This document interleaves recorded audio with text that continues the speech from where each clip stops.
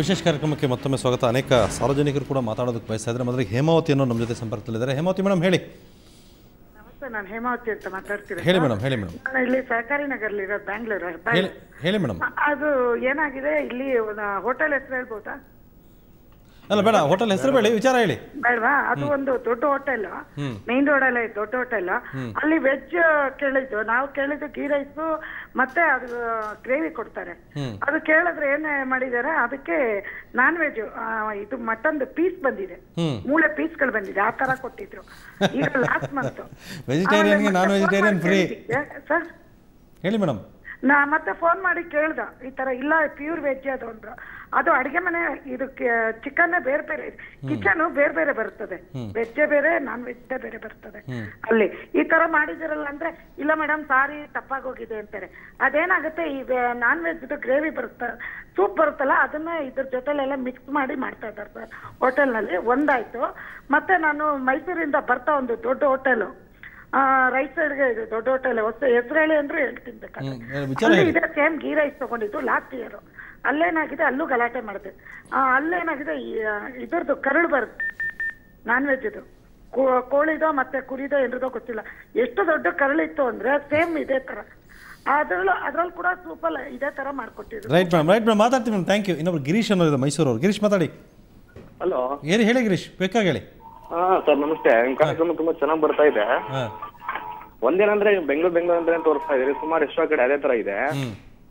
But ನಾವಿಲ್ಲಿ ಎಲ್ಲೋ ಹೊರಗಡೆ ಮೈಸೂರಲ್ಲಿ ಎಷ್ಟೋ ಕಡೆ ಫುಟ್ಪಾತ್ ಎಲ್ಲ ಒಂಥರ ವಿಚಿತ್ರವಾಗಿರುತ್ತೆ ತಿಂಡಿಗಳೆಲ್ಲ ತಿಂದಿದೀವಿ. ಮತ್ತೆ ಇಲ್ಲಿ ಎಲ್ಲೋ ಒಂದ್ ಕಡೆ ತಿಂದು ಅಲ್ಲೇನಾಗಿರ್ತಾರೆ, ಈ ಬಜ್ಜಿ ಬೋಂಡಾಗೆಲ್ಲ ಈಸ್ಟ್ ಹಾಕ್ಬಿಟ್ಟಿರ್ತಾರೆ. ಏನಾಗಿರ್ತಾರೆ, ಮೇಲ್ಗಡೆ ಎಲ್ಲ ತುಂಬಾ ಫ್ರೀ ಆಗಿರುತ್ತೆ, ತುಂಬಾ ಚೆನ್ನಾಗಿ ಕಾಣುತ್ತೆ, ತಿಂತಾ ಇರ್ಬೇಕು. ಆಮೇಲೆ ತಿಂದ ಮೇಲೆ ಒಂದ್ ರೀತಿ ಏನೋ ಒಂಥರ ಆಗುತ್ತೆ. ಒಂದ್ ರೀತಿ ಏನಂದ್ರೆ, ಅದಕ್ಕೆ ಮೇಲ್ಗಡೆ ಎಲ್ಲ ಫುಲ್ ರೋಸ್ಟ್ ಆಗಿರುತ್ತೆ, ಒಳಗಡೆ ಎಲ್ಲ ಹಸಿ ಇರುತ್ತೆ. ಲಾಸ್ಟ್ ಟೈಮ್ ಒಂದ್ಸರಿ ಬದನೆಕಾಯಿ ಬಜ್ಜಿ ಅನ್ಬಿಟ್ಟು ನಮ್ಮ ಫ್ರೆಂಡ್ ಜೊತೆ ತಿನ್ನ, ನಾನು ಎಲ್ಲೂ ಆತರ ನೋಡಿಲ್ಲ ಬದನೆಕಾಯಿ ಬಜ್ಜಿ ಅನ್ಬಿಟ್ಟು. ಅದೇ ಫಸ್ಟ್ ಟೈಮ್ ತಿಂದಿದ್ದು.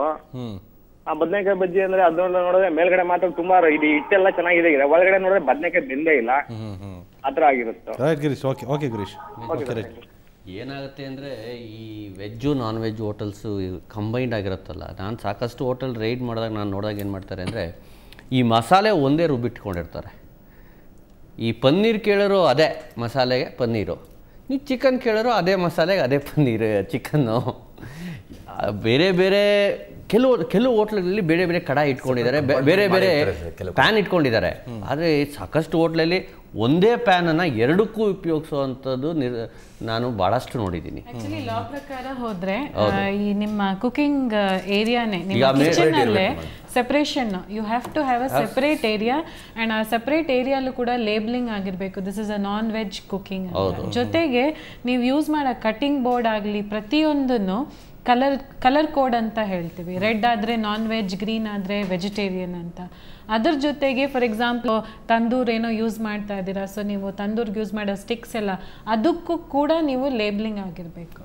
ಸೊ ಪ್ರತಿಯೊಂದು ಅದೇ ಬಜ್ಜಿ ಬೋಂಡ ನಾನು ಒಂದು ಅಬ್ಸರ್ವ್ ಮಾಡಿದ್ದೆ, ಅದಕ್ಕೆ ಆನ್ಸರ್ ಅಂತ ಹೇಳ್ಬೇಕಂತಂದ್ರೆ, ಒಂದು ಕಾಮನ್ ಮಿಸ್ಟೇಕ್ ಎಲ್ಲ ಕಡೆ ಆಗೋದಂದರೆ ನ್ಯೂಸ್ ಪೇಪರಲ್ಲಿ ಎಣ್ಣೆ ಪದಾರ್ಥಗಳನ್ನು ಇಡ್ತಕ್ಕಂಥದ್ದು. ನ್ಯೂಸ್ ಪೇಪರ್ ಬಣ್ಣ ಇಂಕ್ ಇದೆಯಲ್ಲ, ಅದರಲ್ಲಿ ಲೆಡ್ ಇರ್ತದೆ. ಅದ್ರ ಬಗ್ಗೆ ಭಾಳಷ್ಟು ಇದಾಗಿದೆ, ಲೆಡ್ ಪಾಯ್ಸನಿಂಗ್ ಆಗ್ತದೆ. ನಾವು ಬಿಡಲೇ ಇಲ್ಲ ಅದನ್ನ. ಇವತ್ತು ಇನ್ನು ಕೆಲವರು ಏನು ಮಾಡ್ತಾರೆ, ಎಣ್ಣೆ ಜಾಸ್ತಿ ಆಯ್ತು ಅಂತ ಹೇಳಿ ನ್ಯೂಸ್ ಪೇಪರ್ಲ್ಲಿ ಹಾಕ್ಬಿಟ್ಟು ಎದ್ದುಬಿಟ್ಟು ಎಣ್ಣೆ ತೆಗೆದು ನೋಡಿ ಈಗ ನಾನು ತಿನ್ನಾಗಿರ್ತೀನಿ ಅಂತ ಹೇಳ್ಬಿಟ್ಟು ಲೆಡ್ ತೊಗೊಳೋದು. It leads to something else. So ಇದೊಂದು ನಾನು, ಯಾಕಂದರೆ ಈ ಪ್ರೋಗ್ರಾಮಲ್ಲಿ ಫುಡ್ ಸೇಫ್ಟಿ ಇರೋದ್ರಿಂದ ನ್ಯೂಸ್ ಪೇಪರಲ್ಲಿ ಒಣಗಿದ ಪದಾರ್ಥನ ಕಟ್ಟಿಕೊಡ್ತಕ್ಕಂಥದ್ದು ಬೇರೆ ವಿಚಾರ. ಆದರೆ ಕರದ ಪದಾರ್ಥವನ್ನು ಎಣ್ಣೆ ಮೇಲೆ ಇರ್ತೀವಿ. ಇವತ್ತು ಒಳ್ಳೆ ಹೋಟೆಲ್ ಬೆಂಗಳೂರಲ್ಲಿ ಭಾಳ ಫೇಮಸ್ ಆಗಿರೋ ಹೋಟೆಲನ್ನು ಬಜ್ಜಿ ಬೋಂಡ ಒಡೆ ಮಾಡಿಬಿಟ್ಟು ನ್ಯೂಸ್ ಪೇಪರ್ ಹಾಕಿ ಅದ್ರ ಮೇಲೆ ಇಟ್ಕೊಂಡಿರ್ತೀವಿ, ಅದ್ರ ಮೇಲೆ ಎಣ್ಣೆ ಇಳಿತಾ ಇರ್ತದೆ. ಇನ್ನೊಂದು ತುಂಬ ಹೈ ಟೆಂಪ್ರೇಚರ್ ಆಗಿದ್ರೆ ಅದು ಹೊರಗೆ ಮಾತ್ರ ನೀವು ಕುಕ್ ಆಗಿರುತ್ತೆ, ಒಳಗಡೆ ಕುಕ್ ಆಗಲ್ಲ. ಸೊ ತುಂಬ ಈಗ ಬೇಗ ಮಾಡ್ಬೇಕಂತ ಏನು ಮಾಡ್ತಾರೆ, ಟೆಂಪ್ರೇಚರ್ ತುಂಬ ಹೈ ಮಾಡಿರ್ತಾರೆ. ಸೊ ಹಾಕಿದ ತಕ್ಷಣ ಅದು ಮೇಲ್ಗಡೆ ಮಾತ್ರ ಕುಕ್ ಆಗಿರುತ್ತೆ, ಒಳಗಡೆ ಕುಕ್. ರಮೇಶ್ ಮಾತಾಡಿ. ರಮೇಶ್ ಅನ್ನೋರು ಇದ್ದಾರೆ. ರಮೇಶ್ ಹೇಳಿ. ಹಮೀದ್ ಅವರೇ ಹೇಳಿ. ರಮೇಶ್, ಆಕ್ಚುಲಿ ನೀವು ಒಂದು ಪ್ರೋಗ್ರಾಮ್ ಮಾಡಿದ್ರಿ ಅಂತ ಕಾಣಿಸುತ್ತೆ, ಸ್ವೀಟಿನ ಬಗ್ಗೆ, ಈ ಡಿಫ್ರೆಂಟ್ ಕಲರ್ಸ್ ಎಲ್ಲ ಯೂಸ್ ಮಾಡಿ. ಹೌದು. ಸೊ ಅದ್ರ ಬಗ್ಗೆ ಕಮಿಷನರ್ ಅವ್ರು ಏನು ತಗೊಂಡ್ರು, ಇವಾಗ ಫಾರ್ ಎಕ್ಸಾಂಪಲ್ ಇವಾಗ just half an hour back ಒಂದು ಸ್ವೀಟ್ ಅಂಗಡಿಗೆ ಹೋಗಿದ್ದೆ, ನೋಡಿದ್ರೆ ಕೆಂಪು ಅಂದ್ರೆ ಕೆಂಪು. ಇವರೇನೋ PPM ಬಗ್ಗೆ ಹೇಳ್ತಾ ಇದ್ದಾರೆ. I am not A technical person, but still ಆ ಕಲರ್ ಅದು ಎಲ್ಲ ರೆಪ್ಯೂಟೆಡ್ ಸ್ಟೋರ್ಸ್. ಒಂದು ಆಮೇಲೆ ಎರಡನೇದು, ಈ ಹೋಟೆಲ್ನವರು ಯಾರು ಅಸೋಸಿಯೇಷನ್ ಅವ್ರು ಬಂದಿದ್ದಾರೆ ನೋಡಿ, ಅವ್ರೇನೋ ಡಿಫೆಂಡ್ ಮಾಡ್ಕೊತಾ ಇದ್ರು. ಏನಂದ್ರು, ನಿಮಗೆ ಕಸ್ಟಮರ್ ಇದು ಯಾವ ಚಾಯ್ಸ್ ಇದೆಯೋ ಅಲ್ಲಿ ಹೋಗಿ ತಗೋಬೇಕು ಅಂತ. ಇವಾಗ ಫಾರ್ ಎಕ್ಸಾಂಪಲ್, ಇವಾಗ ನೀರ್ ಚೆನ್ನಾಗಿಲ್ಲ ಅನ್ಬಿಟ್ಟು ನಾವು ದಿನ ಬಿಸ್ಲೇರಿ ನೀರು ಕುಡಿಯಕ್ಕಾಗುತ್ತಾ? ಇಲ್ಲ ಗವರ್ಮೆಂಟ್ ನಾವು ಸರಿಯಾಗಿ ವಾಟರ್ ಕೊಟ್ಟಿಲ್ಲ ಅಂತ ದಿನ ಮನೇಲಿ ಬಿಸ್ಲೇರಿ ತಂದು ಕುಡಿಯಕ್ಕಾಗುತ್ತಾ? ಅಲ್ವಾ? That is their obligation to do. Association ಅಂದ್ಮೇಲೆ ಅವ್ರನ್ನ ಯಾಕೆ ನೋಂದಾಯಿಸ್ಕೋತೀರ ನೀವು, ಅಲ್ವಾ? Right sir. ಇನ್ನೊಬ್ರು ಹೇಮಾವತಿ ಅನ್ನೋರು ಇದ್ದಾರೆ. ಹೇಮಾವತಿ ಮಾತಾಡಿ. ಹೇಮಾವತಿ ಅವರೇ, ನನ್ನ ಧ್ವನಿ ಕೇಳಿಸ್ತಾ ಇದೆ? ಹೇಳಿ ಮೇಡಮ್, ಹೇಳಿ ಮೇಡಮ್. ಇವಾಗ ದೊಡ್ಡ ದೊಡ್ಡ ಕಂಪನಿಗಳವರು ರೆಡಿಮೇಡ್ ಫುಡ್ ಕೊಡ್ತಾರಲ್ಲ ಸರ್, ಕಾರ್ನಲ್ಲಿ ನಿಂತು ತಿಂದು ಮೋಜ್ ಮಾಡ್ತಾರೆ. ಮುಂದಿನ ಪೀಳಿಗೆ ಗತಿ ಏನು? ಜೊಮ್ಯಾಟೊ ಬಳಸೋದು ಅದು ಇದು ಹೇಳ್ತಿದ್ದೀರಾ. ದೊಡ್ಡ ದೊಡ್ಡ ಕಂಪನಿಗಳು ದೊಡ್ಡ ದೊಡ್ಡ ಟೋಪಿ ಹಾಕ್ತಾರಲ್ಲ, ಇದ್ರ ಬಗ್ಗೆ ಸ್ವಲ್ಪ ಕೂಲಂಕಷವಾಗಿ ಹೇಳಿ. ಧನ್ಯವಾದಗಳು ಸರ್. ನಿಮ್ಮ ಲಾಸ್ಟ್ ವರ್ಡ್ ಹೇಳಿ ರಾವ್ಜಿ. ನಿಮ್ಮ ಬಗ್ಗೆನೂ ಕೂಡ ಹೇಳಿದ್ರು ನೀರಿನ ಬಗ್ಗೆ ಅದನ್ನ ಹೇಳಿದ್ರು. ಕಲರ್ ಬಗ್ಗೆ, ಸ್ವೀಟ್ ಕಲರ್ಸ್ ಬಗ್ಗೆ. ಸ್ವೀಟ್ ಕಲರ್ನಲ್ಲಿ ISI ಮಾರ್ಕ್ಸ್ ಕಲರ್ಸ್ ಯೂಸ್ ಮಾಡ್ಬೋದು ಅಂತ ಇದೆ, ಬುಷ್ ಕಂಪ್ನಿದು ಅಂತ. ISI ಮಾರ್ಕ್ಸ್ ಅದು ಪ್ರಾಮಾಣಿಕ, ಎಷ್ಟು ಹಾಕಬೇಕು ಅನ್ನೋದು ಅವನ ಆ ಬಾಣಿಗರಿಗೆ ಗೊತ್ತಿರಬೇಕು. ಕೆಲವರು ಸ್ವಲ್ಪ ಹೆಚ್ಚಿಗೆ ಹಾಕಿದರೆ ಅದು ಕಲರಿಂಗ್ ಜಾಸ್ತಿ ಆಗುತ್ತದೆ. ಸ್ವೀಟಿಗೆ ಕಲರ್ ಹಾಕಬಾರ್ದು ಅಂತ ಎಲ್ಲಿಯೂ ಇಲ್ಲ. ISI marked bush companies sweet colours ಹಾಕ್ಬೋದು. ಯಾವುದೇ ಬಟ್ಟೆಗೆ ಹಾಕೋ ಕಲರ್ ಯಾವ ಹೋಟೆಲ್ನಲ್ಲಿ ಯೂಸ್ ಮಾಡೋದಿಲ್ಲ.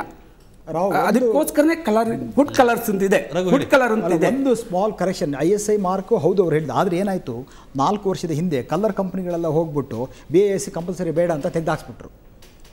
ಆಗ ಕಾನೂನಲ್ಲಿ ಈಗ ಇಲ್ಲ. ಈಗ ಯಾರು ಏನು ಬೇಕಾದರೂ ಮಾರ್ಬೋದು. ಅದಕ್ಕೋಸ್ಕರ ನಾನು ಹೇಳ್ತಾ ಇರೋದು, ಇಂಡಸ್ಟ್ರಿಯಲ್ ಕಲರ್ಸು, ನೀವು ಇಂಡಸ್ಟ್ರಿಯಲ್ ಕಲರ್ಸೇ ಪ್ಯಾಕ್ ಮಾಡಿ ಬಂದಿರುತ್ತೆ, ನಿಮ್ಗೆ ಹೇಗೆ ಗೊತ್ತಾಗುತ್ತೆ? ಅಲ್ಲ, ನೀವು ಲ್ಯಾಬ್ರೇಟರಿ ಹಾಕಿ ಅಂತ ಹೇಳೋದು ತಪ್ಪಾಗ್ತದೆ.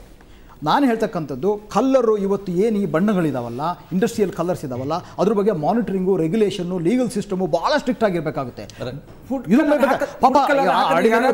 ಮಾಡಿದ್ದಾರೆ ತೋರಿಸ್ತೀನಿ. ಜಾಂಗೀರ್ ಮಾಡೋಕ್ಕಾಗತ್ತಾ ಫುಡ್ ಕಲರ್ ಹಾಕದೆ? ಸಾಧ್ಯನೇ ಇಲ್ಲ. ನಿಮ್ಮ ಲಾಸ್ಟ್ ವರ್ಡ್ ಹೇಳಿ. ಇದು ಬಹಳ ದೊಡ್ಡ ಸಬ್ಜೆಕ್ಟು.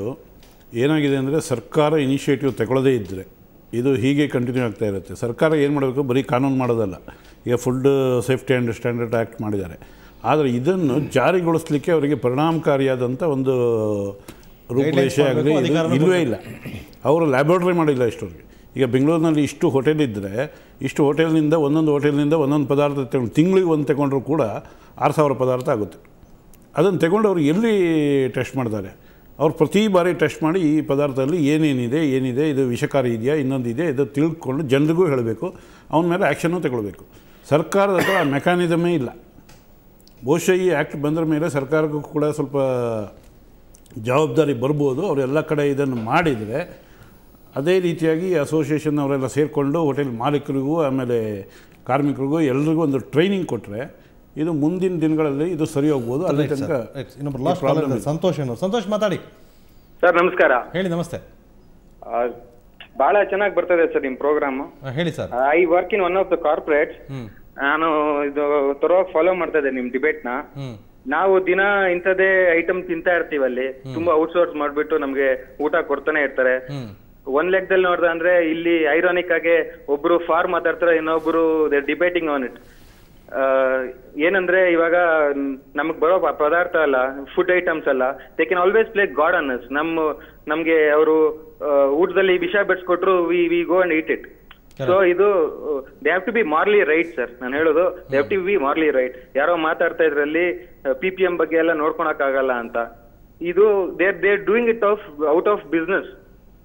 ಅವರು ಬಿಸ್ನೆಸ್ ಆಗಿ ನೋಡ್ತಾ ಇದಾರೆ. They playing god on somebody.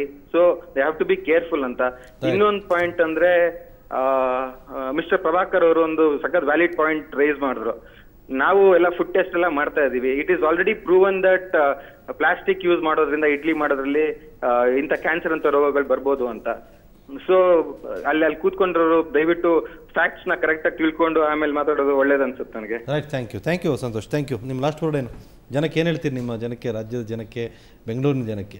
ನೋಡಿ, ಈಗ ನಾನು ಹೇಳೋದು ಹೆಂಗೆ ಗೊತ್ತಾ, ಬರೀ BBMP ಒಂದೇ ಅಥವಾ ನಾನು ಒಬ್ಬ ಅಧ್ಯಕ್ಷರು ಒಬ್ಬರೇ ಇದು ಮುಖ ಮಾಡೋಕ್ಕಾಗಲ್ಲ.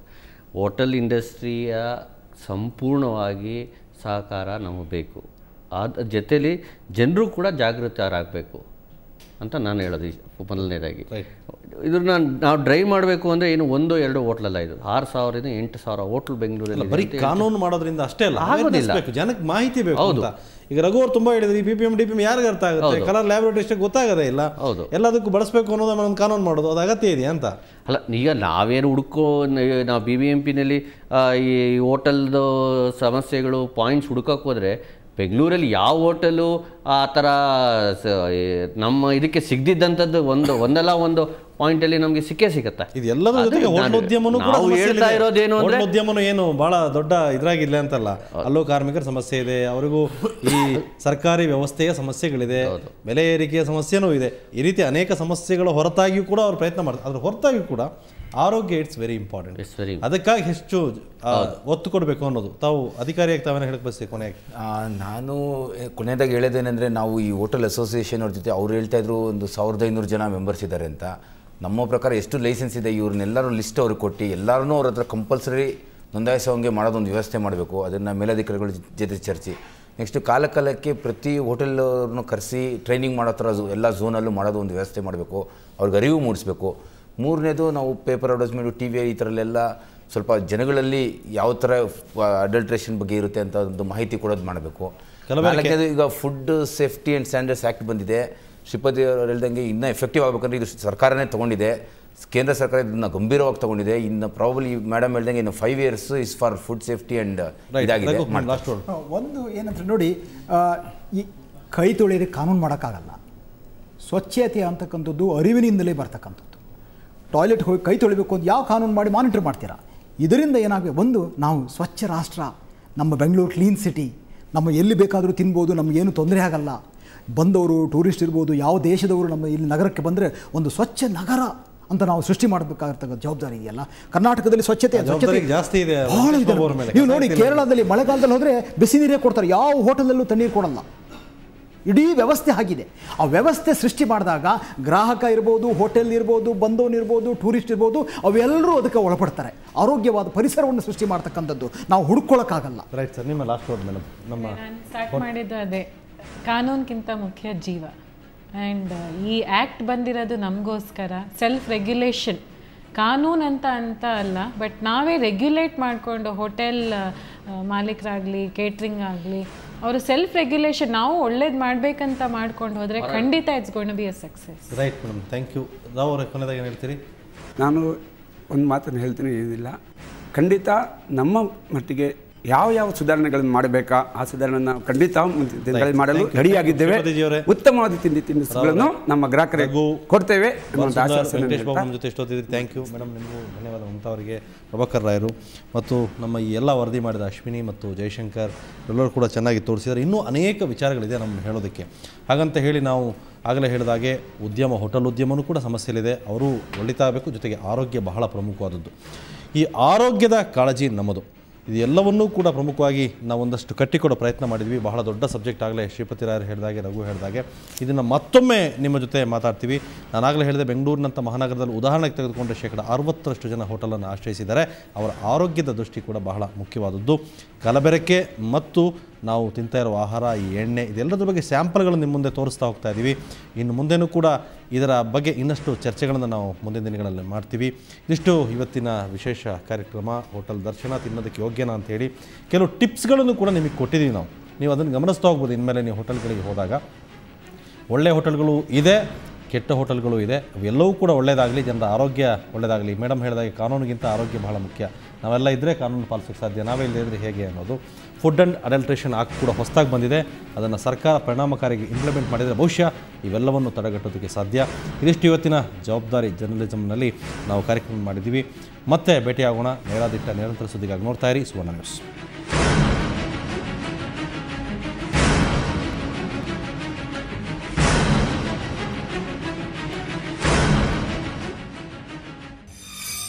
ಹೋಟೆಲ್ಗಳಲ್ಲಿ ಪಾತ್ರೆ ತೊಳೆಯುವ ಕಾರ್ಮಿಕರಿಗೆ ಕೈಗಳ ಚರ್ಮ ಕಿತ್ತು ಹೋಗುತ್ತೆ. ಕಾರಣ ಪಾತ್ರೆ ತೊಳೆಯುವ ವೇಳೆ ಬಳಸುವ ಕಡಿಮೆ ದರ್ಜೆಯ ಡಿಟರ್ಜೆಂಟ್. ಚರ್ಮರೋಗಕ್ಕೆ ತುತ್ತಾಗೋ ಕಾರ್ಮಿಕನ ಕೈಗಳಲ್ಲಿ ಇನ್ಯಾವ ರೀತಿ ಪಾತ್ರೆಗಳು ಶುಚಿಯಾಗಬಲ್ಲವು ನೀವೇ ಊಹೆ ಮಾಡಿ. ಶುಚಿಯಾದ್ರೂ ಅವು ಬ್ಯಾಕ್ಟೀರಿಯಾ ಮುಕ್ತವಾಗಿರುತ್ತವಾ? ಉತ್ತರ ಮತ್ತದೇ ರೋಗಗ್ರಸ್ತ ಪ್ಲೇಟ್ಗಳು, ಗ್ಲಾಸ್ಗಳು. ಆದ್ದರಿಂದ ಹೋಟೆಲ್ ಕಾರ್ಮಿಕರಿಗೆ ಉತ್ತಮ ಸೌಲಭ್ಯ ಒದಗಿಸಿದ್ರೆ ಕಾರ್ಮಿಕರ ಆರೋಗ್ಯವೂ ಚೆನ್ನಾಗಿರುತ್ತೆ.